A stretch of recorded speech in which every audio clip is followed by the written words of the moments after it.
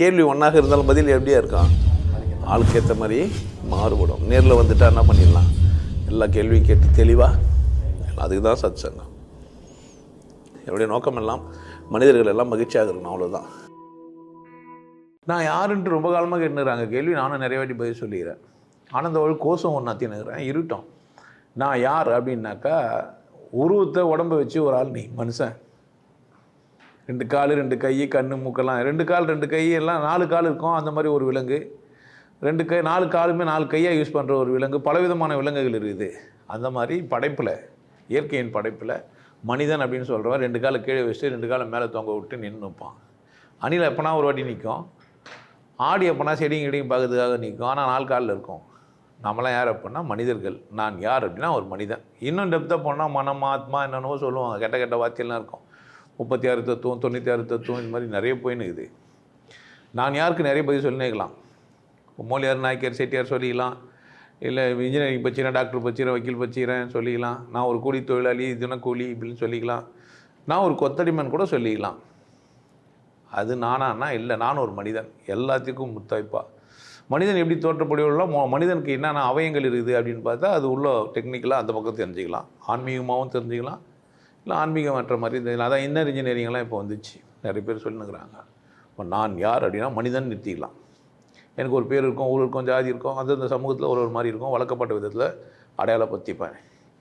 எதற்காக படைக்கப்பட்டதுன்னா, படைப்பு அத்தனையுமே மகிழ்ச்சியாக இருக்குது தான் படைக்கப்பட்டது எல்லாமே.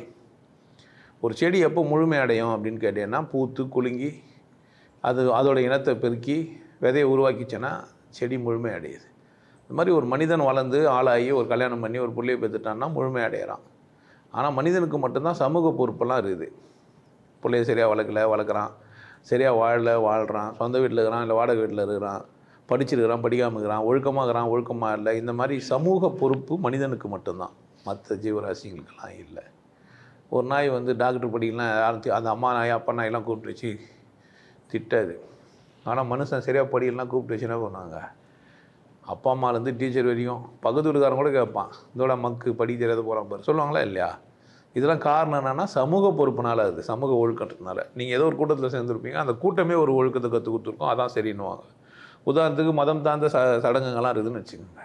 நீங்கள் ஒரு கூட்டத்தில் போந்தால் அதை ஃபாலோ பண்ணுவீங்க, உங்களை அறியாமையே அதை சரின்னு வர சொல்லுவீங்க. எங்களை மாதிரி ஆளுங்க அதை விடுதலைக்காக பேசினா எங்களை எதுவுமே சிறைச்சாலையும் போட்டுருவீங்க. அதான் நீங்கள் மனிதன் யார் அப்படின்னு கேட்டால், ஒரு இடத்துல வளர்ந்துருவான், அதை சரின்னு பிடிச்சிப்பான். அதுக்கு ஆப்போசிட்டாக யாருன்னா சிந்திச்சா கூட விட மாட்டான். கேட்டால் கருத்து சுதந்திரம் இருக்குதுன்னு சொன்னானா சொல்லுவான்.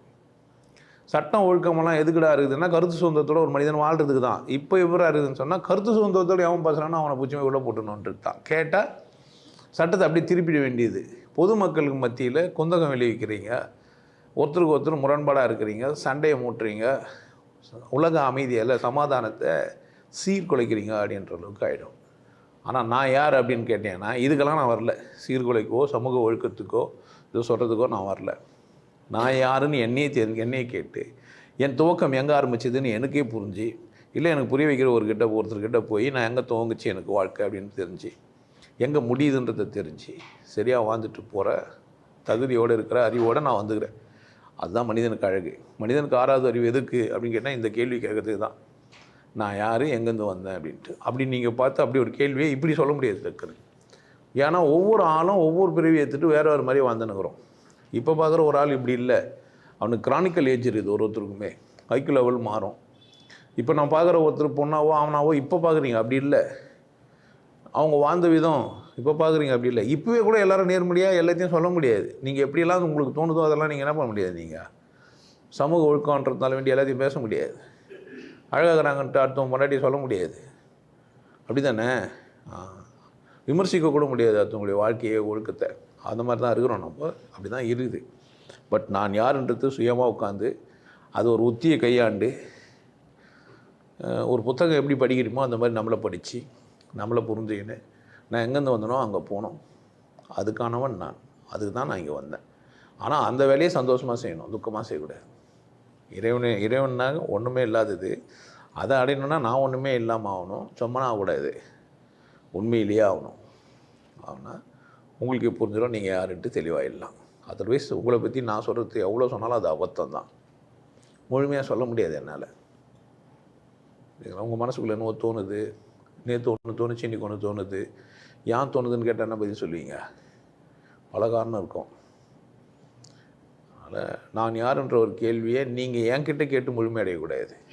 பயிற்சி செஞ்சு, அதுக்கான முயற்சி செஞ்சு, யோக சாதனை பண்ணி, தெளிவாக உங்கள் ஜென்மத்தை எல்லாம் புரிஞ்சு அப்படி முடிவு போகணும். இல்லை ஜென்மெல்லாம் வானா இருக்கட்டும்ட்டு புரிந்து கூட செய்யலாம். ஆனால் கடவுள் தேர்வு தான் வந்துடும். 6வது அறிவே அதுக்கு தான்.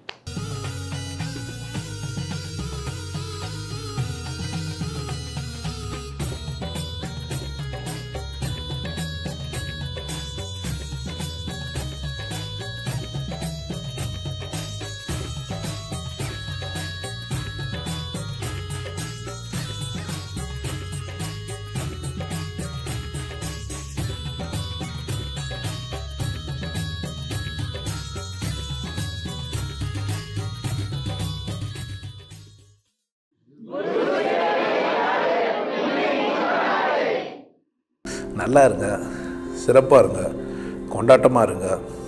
உங்களை நீங்கள் மதிப்பு மிகுந்தவராக மாற்றுறது உங்கள் கையில் தான் இருக்குது. நல்லா இருங்க. நான் ஒரு வாய்ப்பு என்னை பயன்படுத்திக்கலாம். நல்லது.